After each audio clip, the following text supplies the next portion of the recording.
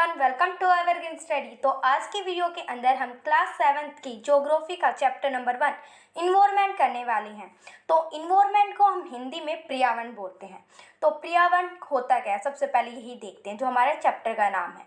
तो इन्वायरमेंट उसे बोला जाता है जो हर एक चीज़ जो हमें चारों ओर से घेरे हुई है उसे इन्वायरमेंट कहा जाता है, उसे पर्यावरण कहा जाता है।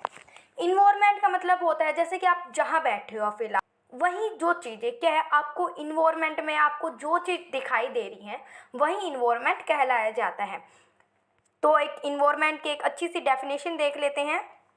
तो इन्वायरमेंट होता है, environment is everything that is around us, जो हमारे चारों ओर है। जैसे कि आप जहाँ भी बैठे हो, जैसे आप सोफे पे बैठे हो, आप ज़मीन पे बैठे हो, या फिर आप कहीं भी टेबल चेयर कहीं भी बैठे हो, वो सब क्या है, इन्वायरमेंट। आप जो भी चीज़ें देख पा रहे हो वो सब इन्वायरमेंट है। उसी तरह जहाँ मैं बैठी हूँ, मेरे चारों जो चीज़ें हैं वो क्या है, इन्वायरमेंट है। विच कैन बी लिविंग, जो कि लिविंग भी हो सकता है, नॉन लिविंग थिंग्स भी। लिविंग थिंग्स उससे बोला जाता है जो सांस ले सकते हैं, नॉर्मल ह्यूमन बींग्स हो गए, एनिमल्स हो गए, प्लांट हो गए, ये सब लिविंग थिंग्स के अंदर आते हैं। नॉन लिविंग थिंग्स जैसे वाटर हो गया, हमारा लैंड हो गया, हमारी एयर हो गई, ये सब क्या होती है, नॉन लिविंग थिंग्स होती हैं। वो सब क्या है, इन्वायरमेंट के अंदर आते हैं, या वो लिविंग थिंग्स हो या फिर नॉन लिविंग थिंग्स, सभी इन्वायरमेंट के अंदर आती हैं। इन्वायरमेंट हमने डेफिनेशन देखनी, इन्वायरमेंट के अंदर क्या क्या आते हैं, हमारा नेचर आता है, हमारे प्लांट्स आते हैं, ये सब आते हैं। प्लेस, कोई भी जगह आप बैठे हो या फिर कोई भी जगह मान लो आप, जैसे दिल्ली, हरियाणा, मुंबई, कोई भी जगह मान लो। पीपल, कोई भी पर्सन हो गया, जैसे आप हो गए, मैं हो गई, ये सब क्या है, इन्वायरमेंट के अंदर आते। कोई भी थिंग्स हो गई, टेबल, चेयर, अलमीरा, बेड, ये सब क्या है, इन थिंग्स के अंदर आते हैं, मतलब इन्वायरमेंट के अंदर आती हैं। या लिविंग हो या नॉन लिविंग थिंग्स, वो सब क्या है, इन्वायरमेंट के अंदर आती हैं। इन्वायरमेंट दो प्रकार के होते हैं। इन्वायरमेंट नेचुरली भी हो सकते हैं या ह्यूमन इन्वायरमेंट के लिए भी हो सकते हैं। जैसे नेचुरल क्या हो गया, हमारे प्लांट एनिमल्स हो गए। ह्यूमन इन्वायरमेंट क्या हो गया, जैसे लिविंग थिंग्स हो गए।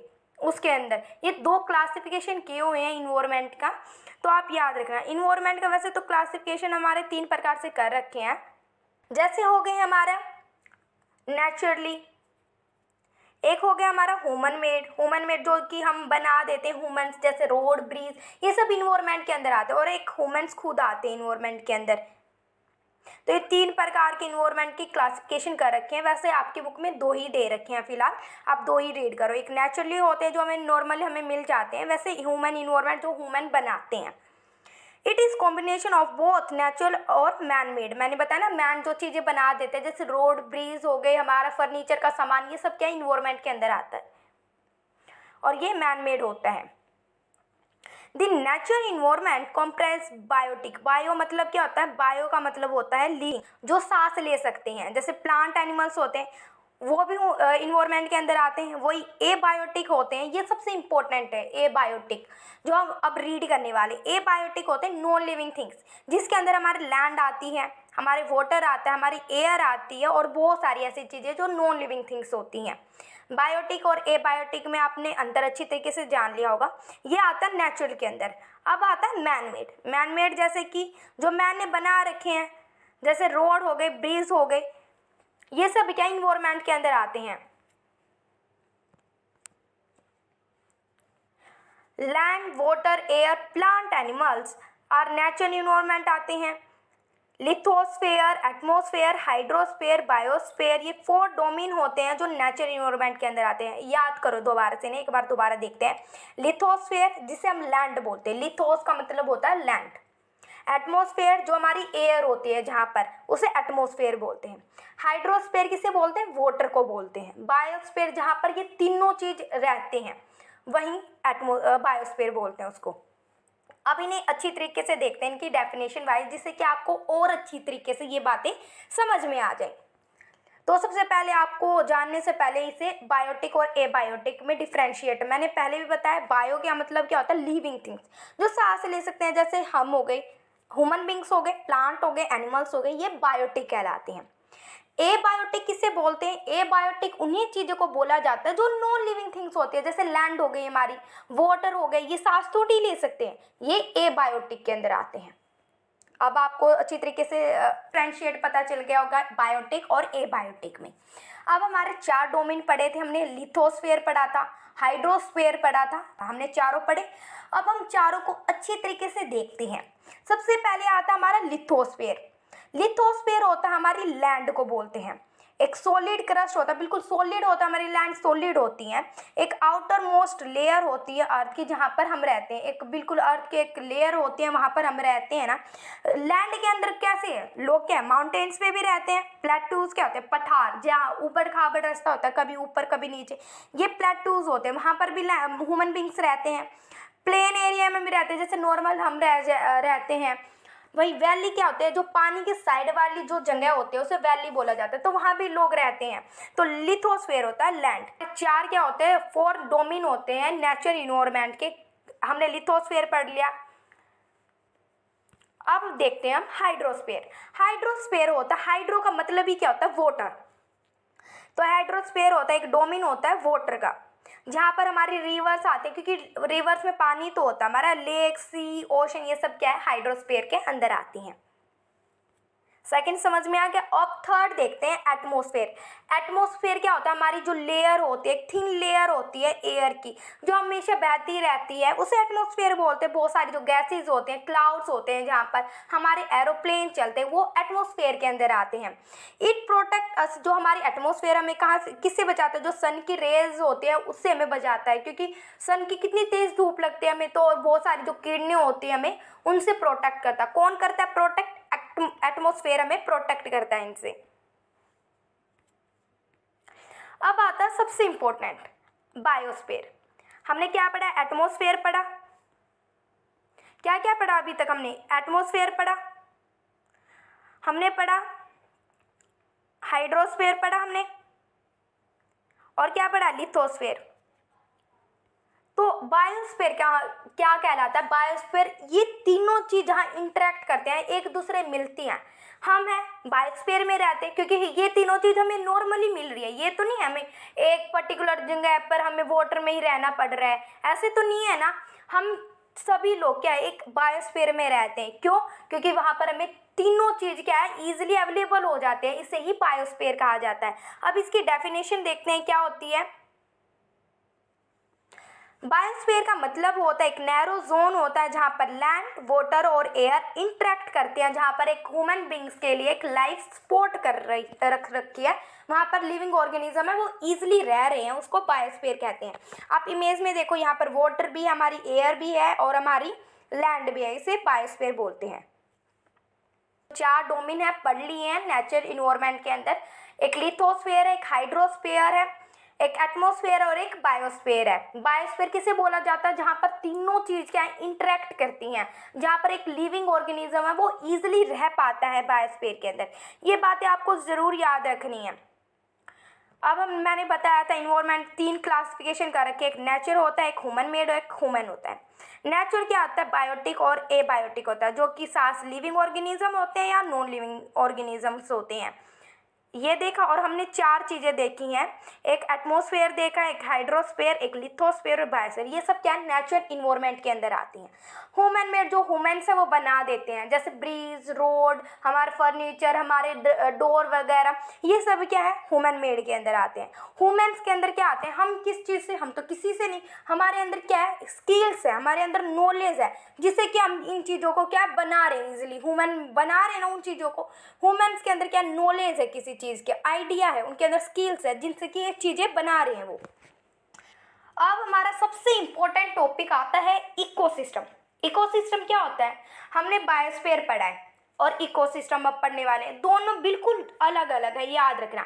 इकोसिस्टम क्या होता है, जहाँ पर क्या होते हैं हमारे लिविंग थिंग्स और नॉन लिविंग थिंग्स है वो इंटरेक्ट करते हैं, उसे क्या इकोसिस्टम बोलते हैं।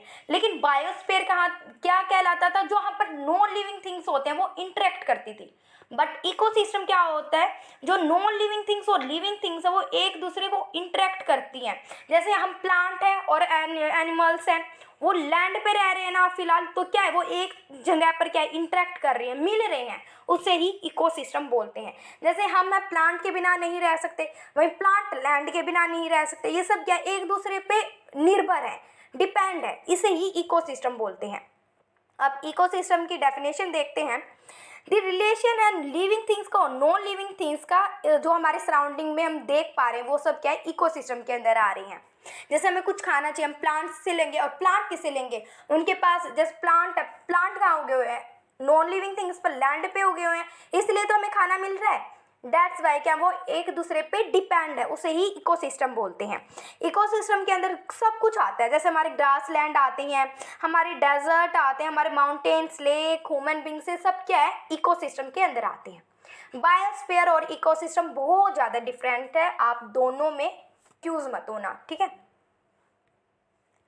ह्यूमन इन्वायरमेंट क्या कहलाता है, हमारा इन्वायरमेंट क्या कहलाता है, जैसे मैंने बताया हमारे अंदर स्किल्स एंड नॉलेज, जिससे हम नए नए इन्वेंशन कर रहे हैं। बट ह्यूमन इन्वायरमेंट होता क्या है ये देखते हैं। सबसे पहले ह्यूमन इन्वायरमेंट, सबसे पहले ह्यूमन बींग्स को कुछ नहीं पता था, वो नेचर से जो चीज़ें मिल रहे थे, प्लांट मिल रहे थे उन्होंने खा लिए, एनिमल्स मिल रहे थे उन्हें खा लिए, तो ऐसे वो नेचुरल चीज़ों पर ही डिपेंड थे। बट क्या होता है, वो क्या टाइम टू टाइम चेंज होने लगता है, उनकी स्किल्स, उनकी नॉलेज क्या आविष्कार करने लग जाते हैं, वो नए नए प्लांट उगाने लग जाते हैं, वो एनिमल्स को रखने लग जाते हैं, नई सेटल लाइफ अपना घर वगैरह बनाने लगते हैं। फिर उनमें और ज़्यादा ज्ञान आता है, वो क्या करते हैं, वो चीज नेचर जो सब्सटेंस होते हैं उनको मॉडिफाई करने लगते हैं, अपने अकॉर्डिंग चेंज करने लगते हैं। जैसे आज के टाइम में हमें कोई भी वुड चाहिए, वुड क्यों चाहिए, हमें फायर के लिए चाहिए, हमें अपने घर बनाना, हमने अपना फर्नीचर का सामान बनाना, ये सब क्या है, हम वुड से करेंगे। इसलिए क्या हम नेचर वाली जो चीज़ें हैं, जैसे ट्रीज़ है, हमने मॉडिफाई करा, ट्री को अपने घर बना लिया, हमने अपने फर्नीचर का सामान बना लिया, हमने ये सब क्या है, हम मॉडिफाई कर रहे हैं ना इन्वायरमेंट के अपने अकॉर्डिंग, क्योंकि हमें वो चीज़ें चाहिए। तो क्या ह्यूमन बींग्स ही इन्वायरमेंट को मॉडिफाई कर रही हैं। जैसे हमें क्या है, कोयला मिला नेचुरली, हमने यूज़ कर लिया, अभी क्या है उसके तो 100 साल लगेंगे बनने में, तो हम अपने अकॉर्डिंग चेंज कर रहे हैं और इन्वायरमेंट को बहुत ज़्यादा पोल्यूटेड कर रहे हैं इन चीज़ों से। जैसे हम व्हीकल्स में पेट्रोल, कोयला ये डलवाते हैं, जिससे इन्वायरमेंट पोल्यूट हो रहा है। तो क्या है, ह्यूमन बींग्स इन्वायरमेंट को अपने अकॉर्डिंग चेंज कर रही हैं। दी इंडस्ट्री रिवोल्यूशन हुआ, इंडस्ट्री वगैरह बनने लगी, ट्रांसपोर्ट, हम यातायात के साधन बनाने लगे, अपनी कार, बस ये बनाने लगे। कम्युनिकेशन के भी जो साधन इतने इजी कर दिए हैं कि हम एक दूर बैठे किसी से इजीली बात करें। क्यों, एक इंडस्ट्री रिवोल्यूशन आया था, लोग क्या नए नए आविष्कार करने लगे। लेकिन क्या है, वो नेचर को तो मॉडिफाई कर रहे हैं, वो क्या कर रहे हैं, हमारे इन्वायरमेंट को इतना पोल्यूटेड कर रहे हैं बातें करके, क्योंकि आपको इतनी हार्मफुल रेज होती हैं जो इफेक्ट करती हैं जो हम पे। अब आप देख लो, कोई भी आपको चिड़िया आपके नियर नहीं दिखाई देगी, कोई भी नहीं दिखाई देती, क्योंकि ये स्पीसीज बिल्कुल कम रह गई हैं, क्योंकि हम इन्वायरमेंट को मॉडिफाई कर रहे हैं।